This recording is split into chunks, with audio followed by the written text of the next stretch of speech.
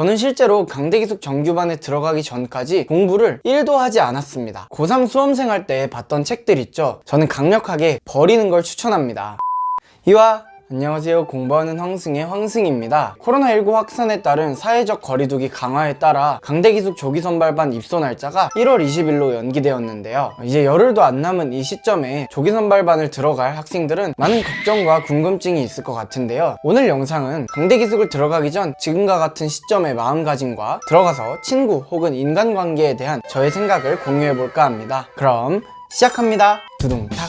네, 먼저 많은 학생분들께서 기숙학원 들어가기 전 지금과 같은 시기에 어떠한 공부를 해야 하는지에 대한 질문을 참 많이 주셨어요. 뭐 개념을 한 번 더 훑어봐야 할지, 아니 기출문제집을 보고 가야 할지 등등의 댓글이 달렸었는데요. 저의 답글을 보셔도 그렇고 저는 실제로 강대기숙 정규반에 들어가기 전까지 공부를 1도 하지 않았습니다. 뭐 그렇다 해가지고 밖에 나가서 놀고 술 마시고 막 그랬느냐? 그건 아니었습니다. 저는 그냥 집에서 충분히 휴식을 취하면서 재수생활 1년에 대한 그림을 계속 그리고 각오를 조금 다졌던 것 같아요. 여기서 여러분들에게 당부하고 싶은 말은 고3 수험생활 때 봤던 책들 있죠? 뭐 유명한 인간 강사의 교재가 될 수도 있고 여러분들이 지난 1년 동안 열심히 풀었던 문제집 혹은 열심히 정리했던 본인만의 노트 필기 이런 것들이 있을 텐데요. 저는 강력하게 버리는 걸 추천합니다. 저 같은 경우에도 고3 때 생활과윤리 이지영 선생님과 한국지리 이기상 선생님 이 두 분 풀커리를 탔었는데요. 이지영 쌤 같은 경우에는 4스텝 교재라든가 이기상 선생님은 개념정리책 혹은 파이널 모의고사 같은 책들은 사실 버리기가 정말 아까웠어요. 그리고 재수할 때도 그 책을 좀 이용하면 도움이 되지 않을까 라는 미련도 많이 남았었는데요. 그때 제가 했던 생각은 이거였어요. 강대기숙에서도 이 정도 수준의 자료는 충분히 줄 것이다 라는 믿음을 가졌습니다. 그리고 실제로 강대기숙에서 받았던 교재들이나 자료들을 떠올려 보면 그 인강책들 버리길 잘했다라는 생각이 들었어요. 그리고 제가 재수 생활에 있어서 빈 공간이나 빈틈을 찾는 데에 집중하라는 말을 많이 드렸는데요. 내가 지금까지 풀어왔던 방식, 내가 지금까지 생각했던 방식을 계속해서 끌고 간다면 아무리 좋은 수업이 들어오더라도 나에게 변화가 일어나지 않을 거예요. 더욱이 강대기숙과 같은 좋은 시스템과 훌륭한 강사진이 준비되어 있는 학원에서 재수생활을 준비하시는 분들이라면 깨끗한 백지에 좋은 수업이라는 펜으로 수험생활이라는 그림을 그려나가셨으면 좋겠어요. 과거의 나는 옆으로 좀 밀어두고 새로운 1년 동안의 나를 그 학원에서 한번 만들어가 보는 건 어떨까 싶어요. 비슷한 맥락에서 기숙학원 들어갈 때까지 특별한 공부를 하지 않고 마음가짐을 준비하는 것도 충분히 좋은 일이라고 생각합니다.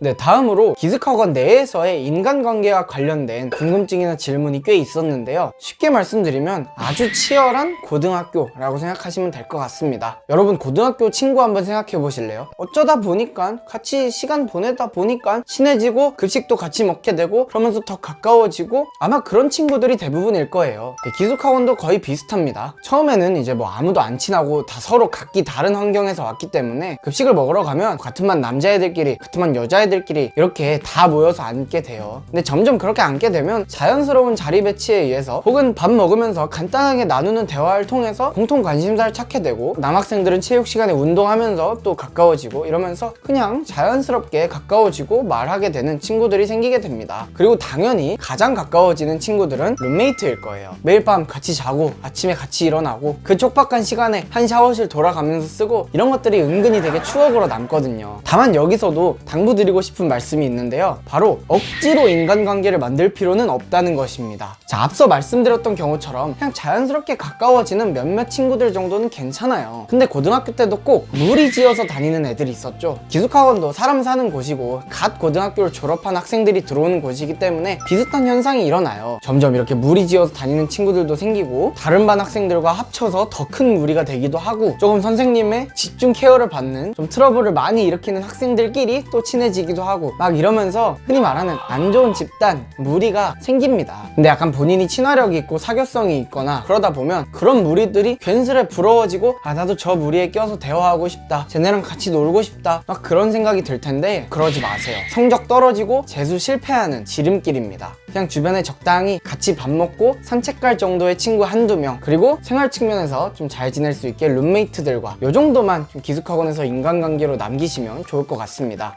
공부하는 황승. 네, 여러분, 오늘은 강대기숙 조기선발반 입소를 앞두고 학원에 들어가기 전 가져야 할 마음가짐과 들어가서의 인간관계와 관련된 저의 생각을 공유해봤는데요. 조기선발반을 앞두고 계신 많은 분들 걱정도 되실 거고 또 두렵기도 하고 궁금한 부분들도 많을 수 있어요. 그런 부분들 입소하기 전까지 충분히 생각해 보시고 또 마음가짐 충분히 정리 잘 하시고 궁금한 점이 있으시다면 언제든지 댓글로 남겨주시면 제가 최대한 빠르게 답변해 드리도록 하겠습니다. 오늘 영상이 유익하셨다면 구독과 좋아요 부탁드립니다. 감사합니다.